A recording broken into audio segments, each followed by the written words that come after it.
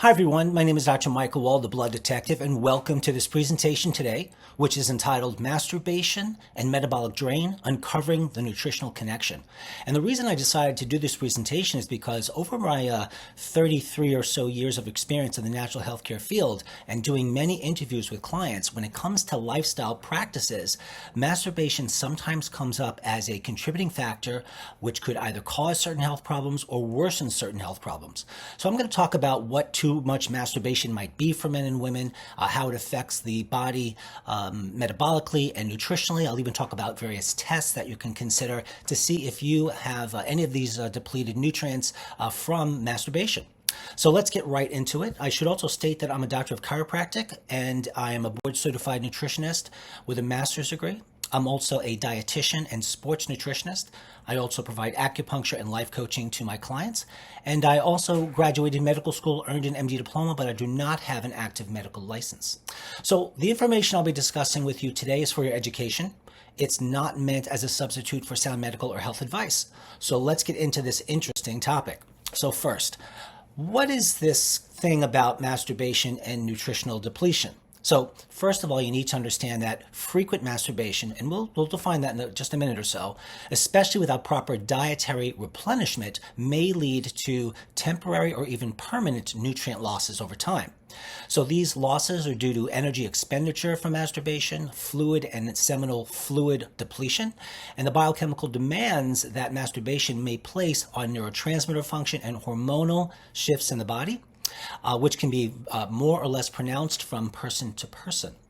So what might be too much for one person is not necessarily for another, but to give you some sort of guidance, there's no universal number or amount of times that a person masturbates that becomes too much necessarily in and of itself.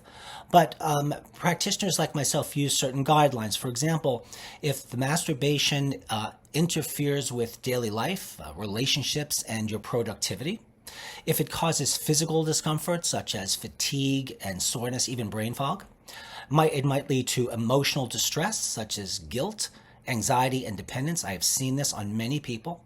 Is used compulsively to avoid stress or emotions, or is used as a stress or depression mitigator. And in men and women, the frequency varies quite widely. Daily or near daily masturbation may be excessive if that frequency is associated or is paired with certain of these negative effects or others. So let's talk about some of the health issues that could be caused or worsened by masturbation. The first one is fatigue.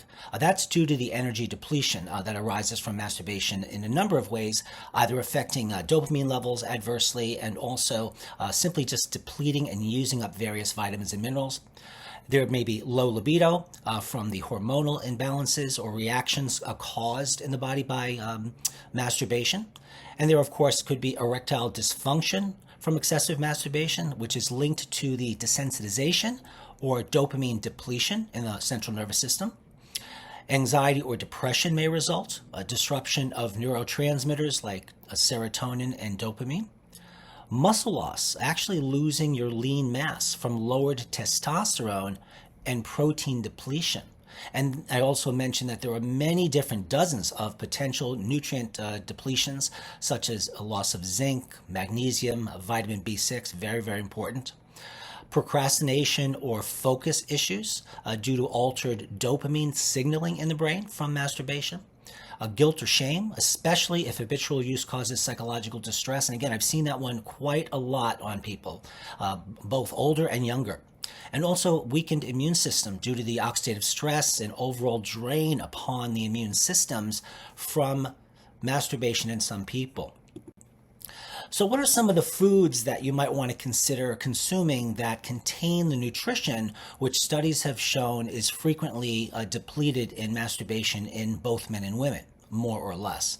Pumpkin seeds would be a good choice, raw pumpkin seeds or slightly roasted, because they contain zinc, magnesium, arginine, and protein. So you need these nutrients for everything from immunity, that's what we need zinc for, magnesium for relaxation of the central nervous system, arginine to produce growth hormone in the body along with protein, and then spinach, which contains, among other nutrients, magnesium, B6, various amino acids, and vitamin C. And vitamin C is very important to offset some of these potential health problems from excessive masturbation, because most of the vitamin C in the body is stored in the adrenal glands. And the adrenal glands are two little glands located on the top of your kidneys, and they store most of the vitamin C. And when it's depleted, your ability to manage stress is reduced. So you might be looking for another way to manage your stress, and it might end up being masturbation as a habitual effect of that.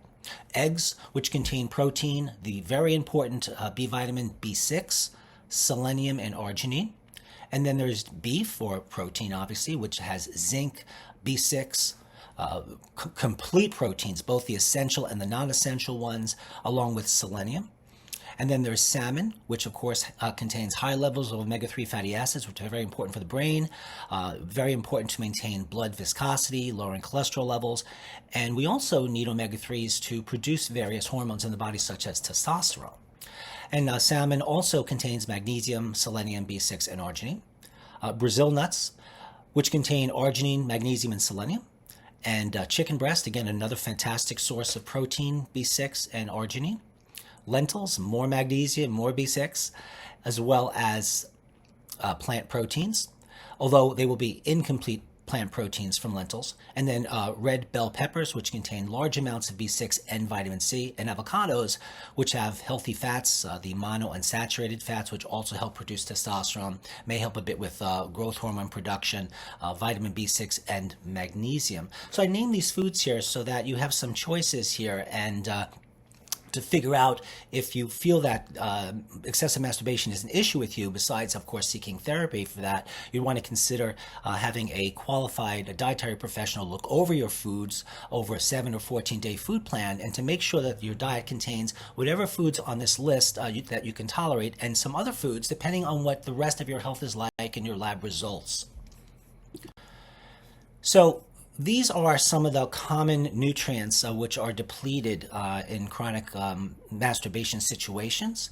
I mentioned zinc a couple of times, which is needed for testosterone production, sperm production, and immunity. Magnesium, which is a muscle relaxant, helps the nervous system remain calm, and it's very good for mood stability. And I should also mention that magnesium is a cofactor for over 500 different enzymes in the body, which run a whole bunch of metabolic pathways. So chronic masturbation can result in magnesium deficiency and can, of course, lend to all these other health concerns. And then there's vitamin B6, which is very critical for neurotransmitter synthesis, such as the production of serotonin and dopamine.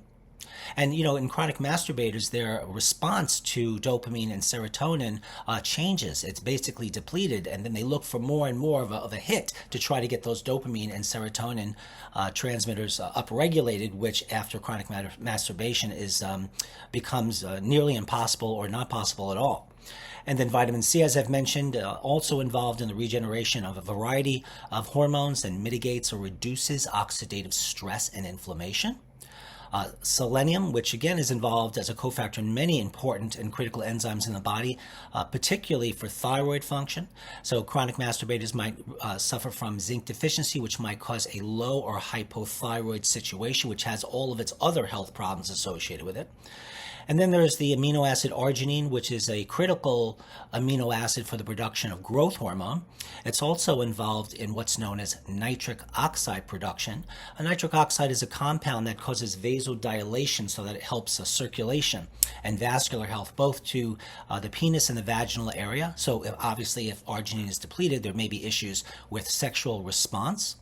And then, again, protein and amino acids in general required for neurotransmitter balance and tissue repair. It's notable to know that 80% of the neurotransmitters in your brain are made from amino acids in your diet. And this is just a further list of some of the other vitamins and some testing. So you might want to consider having your blood levels, sometimes urine levels of zinc and copper performed, red blood cell magnesium. Red blood cells live about 120 days. So if you measure the red blood cell magnesium, you get a 120-day history. If you just do a serum or plasma magnesium level, you're getting about a 4 to 6, 10-day of dietary intake, so it's not very good for long term. And then measuring the serum selenium levels along with a serum or plasma vitamin B6 and vitamin C and an amino acid panel. And also there's something called organic acids. Organic acid is it's a process in the body, also known as the Krebs cycle, which generates energy in the body, which requires a bunch of nutrients, particularly lots of different B vitamins. And that Krebs cycle leads into the mitochondrial respiratory chain, which is also needed for the production of energy. So very, very important sometimes to check out those pathways in laboratory. So finally, when I meet with an individual with this health issue or they're concerned about their masturbation habits, we would consider the use of some of these tests.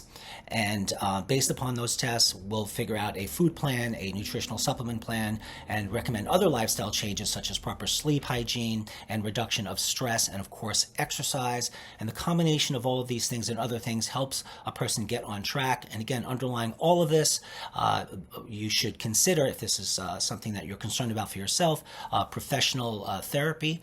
Along with that and all of this, we have a holistic approach to this problem, which is a lot more common than you might think. Thank you so much for joining me today. My name is Dr. Michael Wald, and I will see you at the next podcast. Thanks.